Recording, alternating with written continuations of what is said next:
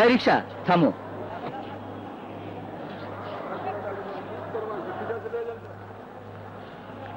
I love you.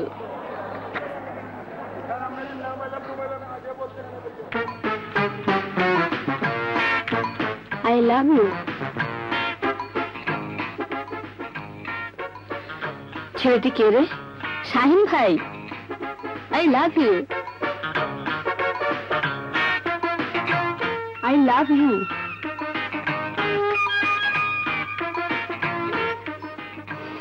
শোনো, তোমরা রং নাম্বারে ডায়াল করছো। অনেকের কাছে মেয়েদের ভালোবাসা অনেক বড় কিছু হতে পারে, কিন্তু আমি তার ব্যতিক্রম। আমি মেয়েদের ভালোবাসার চেয়ে ঘৃণা করি বেশি। আমার কাছে মেয়েরা জাস্ট লাইক ইমিটেশন, মানে মূল্যহীন, রাবিশ। অন্তরা, নিজের কানে শুনলি তো শাহিন ভাই মেয়েদের কিভাবে অপমান করে গেল? আই সি, ওর অহংকার হৃদয়টা আমি ভেঙে চুরমার করে দেব।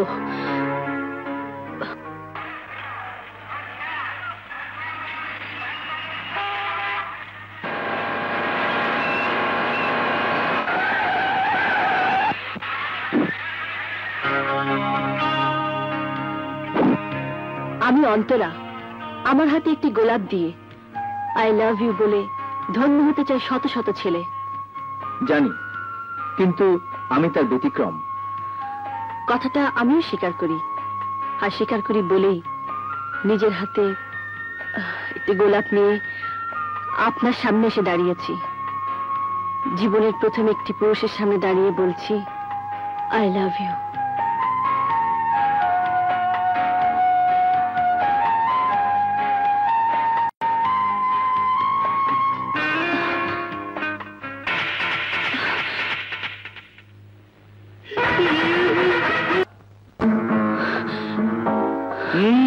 এই যে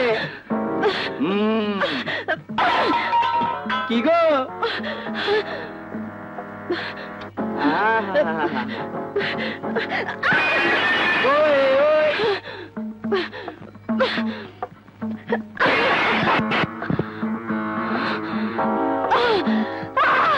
আমি তোমাকে ছাড়বো না।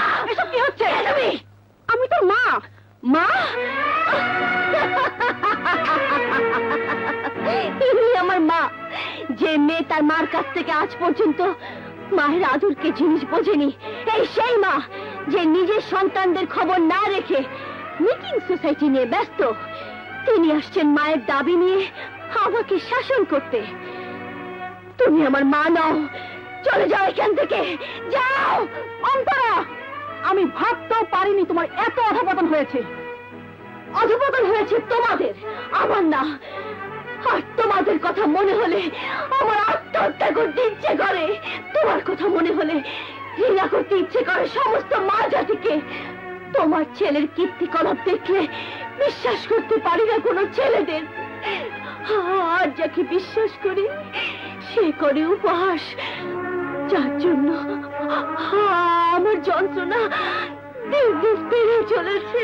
তোমার এই যন্ত্রণার জন্য দায়ী তোমার বাবা, যে তোমাকে অতি আদর দিয়ে ভুলিয়ে রেখেছে, যার জন্য আজ তুমি মায়ের মুখে মুখে কথা বলতে দ্বিধা করো না, মাকে মা বলে স্বীকারও করো না।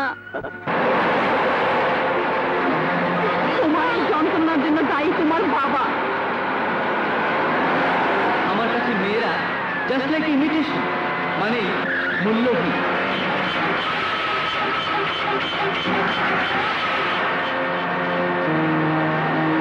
আমার কাছে মেয়েরা জাস্ট লাইক ইমিটেশন, মানে মূল্যহীন।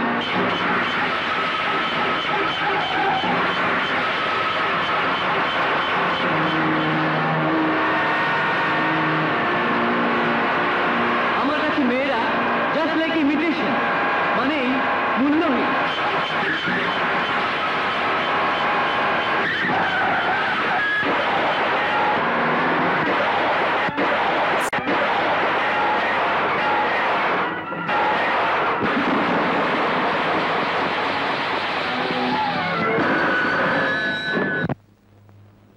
হ্যালো, হাসপাতাল? কি বললেন? অন্তরা অ্যাক্সিডেন্ট করেছে? জি জি, আমি এক্ষুনি আসছি।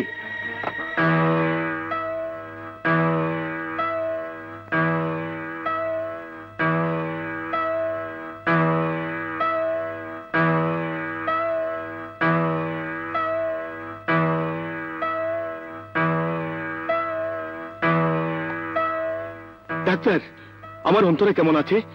ভয় পাবার কিছু নেই, বিপদ কেটে গেছে, কিছুক্ষণের মধ্যেই জ্ঞান ফিরে আসবে। ডাক্তার সাহেব, আপনাকে ধন্যবাদ। আমাকে ধন্যবাদ না দিয়ে এই ছেলেটিকে ধন্যবাদ দিন, কারণ ওর রক্ত দিয়ে আপনার মেয়েকে সেভ করা হয়েছে। Thank you my boy, thank you. Antara সুস্থ হলে বাসায় এসো। জি আচ্ছা। হাই, তরবারি মাল নামাও। হারামের বাচ্চা, চোখে দিস না। আপনার পা লেগে তো মালগুলো পড়েছে, শুধু শুধু আমার মাকে গালি দিচ্ছেন কেন? আরে শালা, ফকিন্নির বাচ্চা বলে কি? আর একবার আমার মাকে গালি দিলে ভালো মানে বলছি। গালি দিলে কি করবে শালা ফকিন্নির বাচ্চা?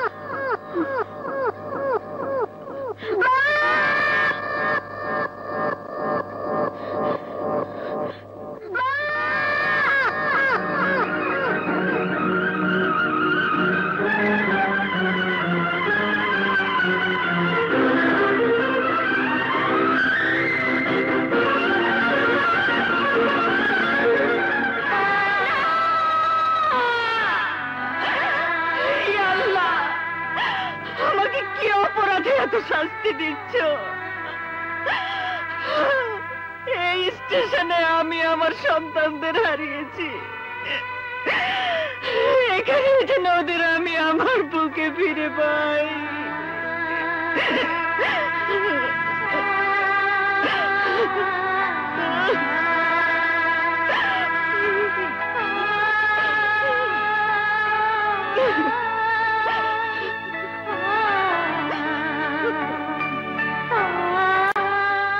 এই, তাড়াতাড়ি যা। যাইতেছি ওস্তাদ।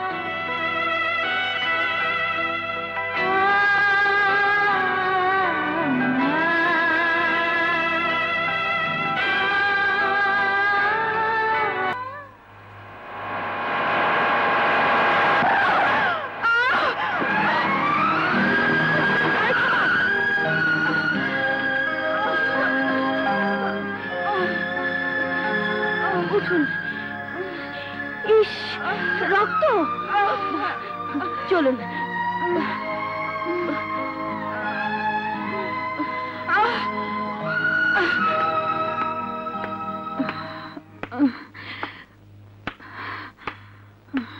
আপনি কোথায় যাবেন? জানি না। তার মানে? আমার যে কোনো ঠিকানা নেই মা। মা? তোমার বুঝি মা নেই? আছেন, আবার নেইও। তার মানে? আমার মা সমাজসেবায় এত ব্যস্ত যে আমাকে কোনোদিন আদর করার সময়টুকু পান না। ঠিমা, ওভাবে বলতে নেই, মা তো মাই। প্রতিটি মা যদি আপনার মতো করে কথা বলতো। যাক, চলুন। কোথায়? আমাদের বাসায়। তোমার মা কিছু মনে করবে না? সেটা আমি বুঝবো, চলুন তো।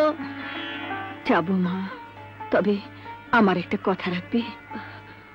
বলুন। আমি তোমাদের বাসায় কাজ করে খাবো। কাজ করবেন কেন? কাজ না করে খেলে যে আমি শান্তি পাবো না মা। ঠিক আছে ঠিক আছে, আগে চলুন তো।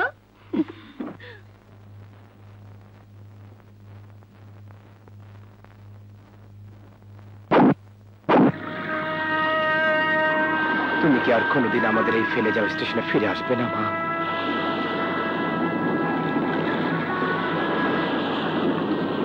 তুই না?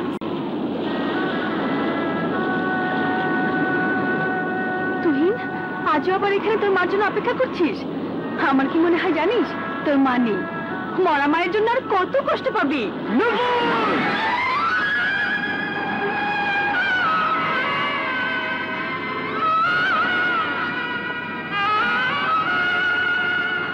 নূপুর,